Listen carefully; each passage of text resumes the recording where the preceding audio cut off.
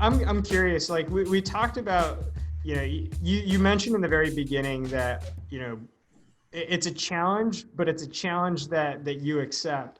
I'm also curious, flipping the coin the other direction, if you could give any of your male colleagues any advice when working with women, um, what's something that you'd want to share? Or what's one thing that would make it easier for more women to come into this space and field? I would say that the best men I've worked with is who I would probably try to glean from the most with that. And so they were never afraid to admit when they were wrong or to learn something new. And it's not a sign, and to know that it's not a sign of vulnerability, but a sign of growth.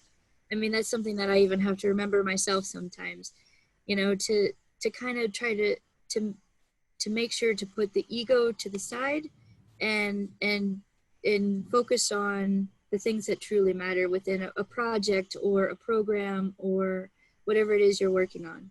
That applies to everyone. It doesn't matter male or female. It Yeah. doesn't matter what color, what color skin you have. It doesn't matter whether you have an accent or not. I think that Right. applies Right. to everyone.